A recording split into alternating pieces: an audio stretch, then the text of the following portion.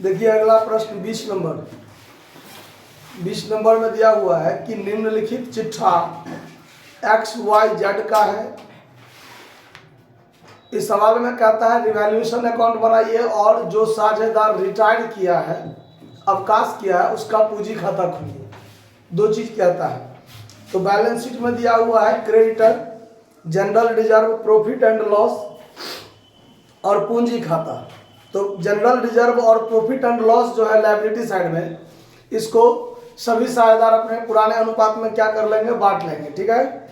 और asset side में है plant, machinery, furniture, stock, debtor, cash. कोई भी आइटम बांटने वाला नहीं है, संपत्ति है। Y 1/6/2022 को अवकाश ग्रहण करता है। उसके अवकाश ग्रहण करने के पश्चात जो है वो संपत्ति और दायित्वों का पुनर्मूल्यांकन हुआ है, जिसमें प्लांट मशीनरी 22,000, स्टॉक 13,000, फर्नीचर 10,000। देनदार पर 5% प्रावधान है। लेनदारों को 8500 पर आका गया है। देखिए, तो सबसे पहले तो हमको रिवैल्यूएशन अकाउंट बनाना है। तो रिवैल्यूएशन अकाउंट का फॉर्मेट खींच लेते हैं। रिवैल्यूएशन अकाउंट,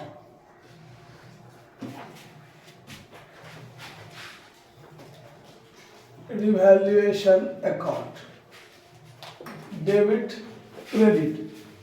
देखिए रिवैल्यूएशन में कहता है पहला कि प्लांट मशीनरी को 22,000 पर मूल्यांकन हुआ है। प्लांट एंड मशीनरी 18,000 का था, उसका मूल्यांकन 22,000 पर हुआ है। तो उसके मूल्य में 4,000 क्या हुआ, बढ़ गया कि घट गया? बढ़ गया। तो बढ़ गया तो फायदा हुआ कि घाटा? फायदा। तो रिवैल्यूएशन के क्रेडिट में लिखेंगे by plant and machinery account 4,000 रुपया। ये PM लिख दिया तो प्राइम मिनिस्टर नहीं समझ जाइएगा, प्लांट मशीनरी है। उसके बाद स्टॉक 13,000 पर। तो स्टॉक का मूल्यांकन देखिए, पहले था कितना बैलेंस शीट में 8,000 और अब इसका मूल्य हो गया 13,000। तब 5,000 इसके मूल्य में क्या हो गया, बढ़ गया। ये भी फायदा हुआ। तो यहाँ पर लिखेंगे बाय स्टॉक 5,000, ठीक है। उसके बाद है आपको फर्नीचर 10,000। तब फर्नीचर का दाम पहले से था 12,000, अब हो गया 10,000। तो 2,000 क्या हो गया, घट गया, घाटा हो गया। तो डेबिट में लिखेंगे फर्नीचर अकाउंट 2,000 रुपया। उसके बाद क्या है, देनदार पर 5% के लिए प्रावधान। तो ये भी डेबिट में होगा। To reserve for doubtful debts, RDD, ठीक है। और ये है आपको देनदार कितना का था, 15,000। 5% मतलब 750 रुपया का प्रावधान होगा, घाटा हो गया। उसके बाद लेनदारों को 8500 पर आका गया। लेनदार है 9,000 का, अब उसका दाम 8500 हो गया। तो लेनदार में 500 रुपया घट गया।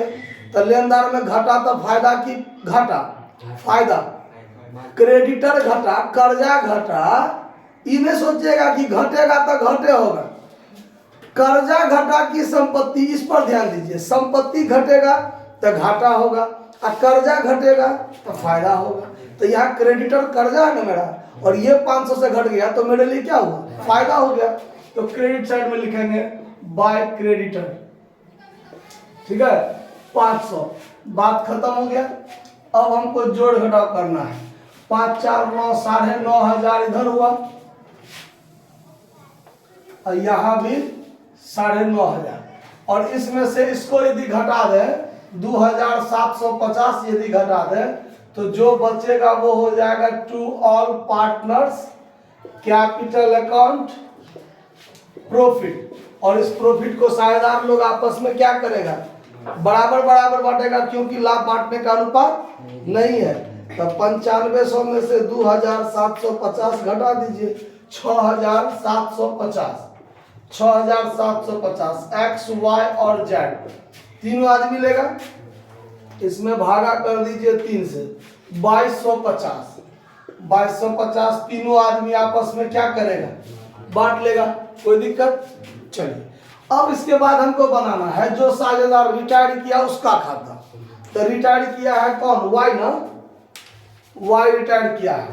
तो यहाँ लिखते हैं wise capital account, wise capital account. देखिए वाइज कैपिटल अकाउंट जब बनाएंगे तो इसको क्या सम मिलेगा वो देखिए। सबसे पहले बाय बैलेंस बीडी, तो बाय बैलेंस बीडी वाई का पूंजी देखिए 10,000 है, तो वो 10,000 इसको मिलेगा। यहाँ देखिए रिवैल्यूएशन में उसको क्या हुआ है, प्रॉफिट, तो बाय रिवैल्यूएशन अकाउंट प्रॉफिट 2250 उसको मिलेगा। उसके बाद जनरल रिजर्व है बैलेंस शीट में, तो बाय जनरल रिजर्व अकाउंट 18,000 है, तो बराबर बराबर माटेगा तो 6,000 ये भी लेगा। उसके बाद है profit and loss 6,000, by PL account 6,000 है, तो 2,000 तो इसको हिस्सा मिलेगा। समाधि बराबर बराबर ले रहा है।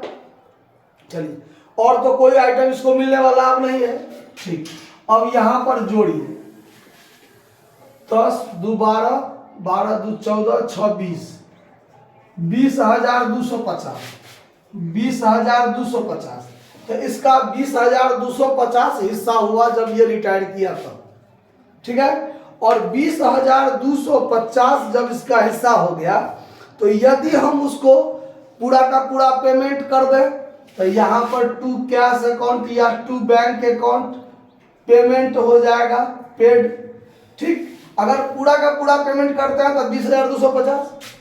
अगर हम इसको एक भी रुपया ट्रांसफर नहीं करते हैं मान लीजिए, तो to wife's loan account, to wife's loan account balancing figure पूरा का पूरा होगा कि नहीं होगा, 20,250। लेकिन इस सवाल में क्या कहता है कि उसको कुछ पेमेंट भी हुआ है और कुछ कर्जा भी रह गया है, तो उसका जो हिस्सा 20,250 है उसका 20% उसको नगद भुगतान किया गया।